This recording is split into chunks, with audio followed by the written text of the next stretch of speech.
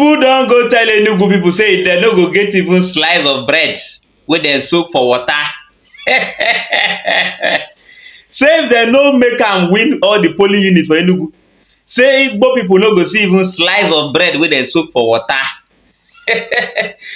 Let's continue what's trending with reactions trailing comments made by the presidential candidate of the All Progressives Congress, Bola Ahmed Tinubu, who during a rally in Enugu State urged his supporters in the APC to work hard until he becomes the president of Nigeria, or they will not be rewarded, not even with a soaked slice of bread. The comment, however, has generated several reactions, with some accusing the former Lagos State governor of disrespecting the Igbos. Let's take a listen before we take some reactions. The Deputy National Chairman for the South, well, you have represented well the chairman of our party, national chairman. But nobody will give all of you any credit. You are working hard, you are sweating now. You have no one, no. We want you to sweat well for this party until you deliver victory. Yes, sir. Until Bola Tinubu became the president of the Federal Republic of Nigeria. Yes, sir. We will not give you but a slight clap or a soaked slice of bread. Well, all right, let's take some reactions. This is from Chinaza, who wrote, "Until Bola Tinubu becomes the president of Nigeria, we will not give you but a soaked slice of bread. Tinubu has warned the Igbos that they will continue to be marginalized until he gets support from them." While Chief Nomso wrote, "Candidates to the Igbos, Atiku, vote for me because I am the stepping stone to Igbo presidency. Tinubu, Igbos will keep getting marginalized until they vote for me. Peter Obi, don't vote for me because I'm an Igbo man. Vote because I'm the best choice and the man you can trust." Well, Uche wrote, "It sounds like Tinubu was referring to APC members, telling them to work and sweat for the party or they won't get anything. Listen again. The crowd are mostly party members, not a dig at Igbos in any shape or form. Put what he said into context. Not a fan of his, but the truth be told." Ayo, Rufai, go first. I mean, I thought that, this clarification by Uche was very necessary because a lot of Twitter users went on about the fact that he tried to marginalize the Igbos because he made that reference in Enugu State and he didn't make those comments in other states. But I think that he was just talking to the APC members who he believes should work hard towards his presidency. What do you make In of all that? fairness, let's call it spade a spade. Yeah. Tinubu was talking to his APC members. Yeah. At the start of the statement, he mentioned the party chairman that had been working. Yes. And he said, "You will not be appreciated until you win." All right, that's why he said, soaked slice of bread. I found that a bit funny. Yeah. And he said, okay, just We're half never going to clap. get enough. That means we'll not applaud you properly. Yes. I remember when he said, just clap half. Yeah. So I think he was stomping to his fellow APC members. And let's not take this out of context. I mean, because if he was actually referring to Igbo people, we'll be able to see that it wasn't about any form of marginalization. And let's call it spade a spade. We can't be here when things are said and because of politics we say it's otherwise. No. Absolutely. He was talking to his people, the APC people. He was calling on his people and said, okay, the chairman, the only time we'll applaud you will be when you finally deliver for us. Fair statement. And that's it. So that's it, fair statement. I think we can't call it further than that. Ayo. Well, thanks for calling a spade all the time. And when it's correct, it's correct. I'm very grateful for Uche's clarification. We must be careful, even for those who are pushing for fairness and let's not divide along ethnic lines, not to be guilty of the same things that we say. So he was speaking to his people. He might not have been able to express himself. Things can be taken out of context, like Uche said. He might not have been able to express himself the way he thought. Or if when you're speaking to your family members, there are things you would say, or when I say for their family members in APC. But we must understand that Enugu State is a PDP-controlled state. And so, in terms of calling his APC members in the state to work hard is well within reason. Not to forget, we said earlier on that there are party wranglings within the Enugu APC chapter. People are not pleased with the Enugu APC chairman, Ugo Agbala, whom they say was imposed on them.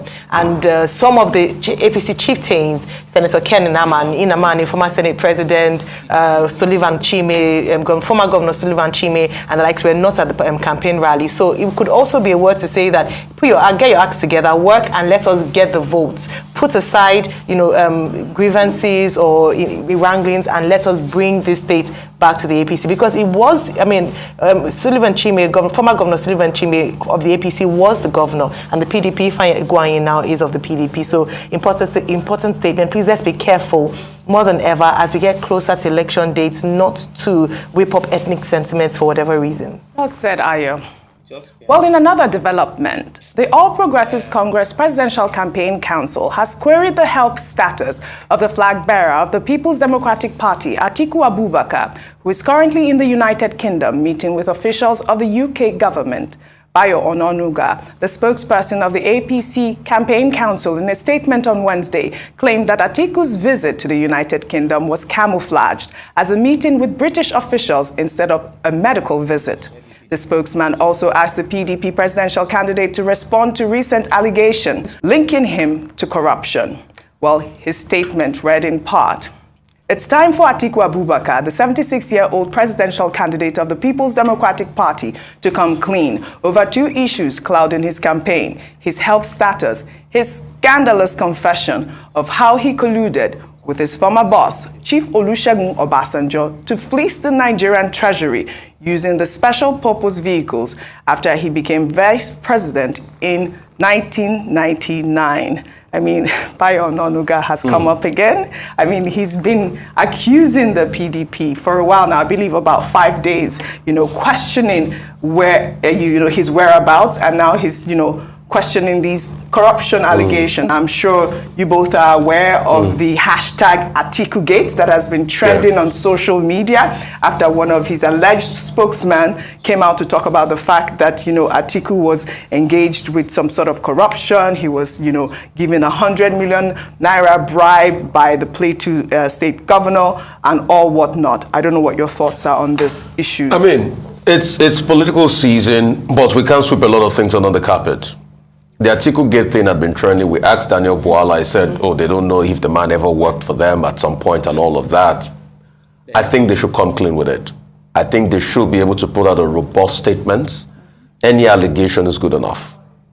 As long as it's out in the public space, it should be interrogated. I think we should come clean as regards that. Also, I think every candidate should release their health records. You always talk about that. Yeah. Also, the allegations against Tinubu too should be put on the table. There are many allegations.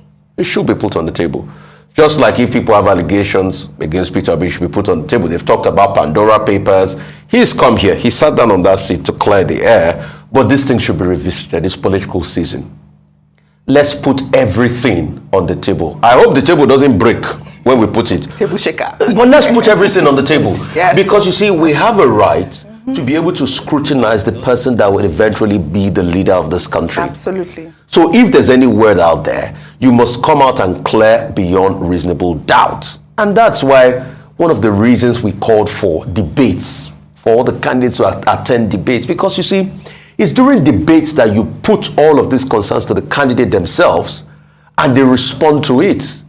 But as it is the case now that we've not had debates in this country, which is very sad for the country, and I hope that the next election cycle will not have, people telling us that they cannot debate, then everything put on the table due to political seasons must be explained beyond reasonable doubt. Daniel Bwala has done some work as regards explaining that, but we should have more robust explanation. Bayo Ononuga has brought it forward again, which he has a right to do. He does. And all of them must put their health certificate or health check at the table. Let us see the state of health of all the candidates, because Nigerians deserve to know. Well said, Rufai. Ayo. Well, yeah, I agree with Rufai, but I can't help, I'm laughing OJ, Tell you us know why? Because when I saw the person that was making the accusation, I'm like, is this a deviation tactic so that we forget about the health situation of your own candidate, or perhaps so that we can forget about narcotics, and now about narcotics gate and Chicago gate and all the gates that are facing his presidential candidate. So the good thing for Nigerians is when these parties come together and start throwing stones at one, this is our opportunity to be able to assess our candidates. So let their spokespersons keep throwing at themselves and calling themselves out. But Mr. Bayo Onanuga must not forget that Nigerians know that his candidate has not been able to demonstrate yet to us his health status, like Rufai has said. He hasn't been able to demonstrate to us yet. He hasn't been able to speak to us about the narcotic gate. And then he's also bringing on Atiku. So let's bring both of them to the table. Let's have a conversation. Absolutely. Let us debate about it. The Nigerian people deserve to know. We do. Yeah. Absolutely. Let's put everything Let's on the destroy table. the table. Let's destroy this table. Yeah. Let's bring everything, all the allegations, for all the candidates. Yes. You know, and if you have anything again, be it Peter, be Tinubu, be Atiku, be Kwankwaso, and all the other. Bring it on. Bring it on the table. Let's Absolutely. all be debate. Let's scatter the table. Love it. Well Yes. said, both of you. We'll take an I must not go further because you've heard it all from Rufai and Ayo there. Kudos, guy. Well done. Please make sure you vote wisely in this election and do not give out your voters card information to anybody. No matter what they promise or no matter what they tell you, no matter how intimidating they come to you, do not give your voters card information to anybody.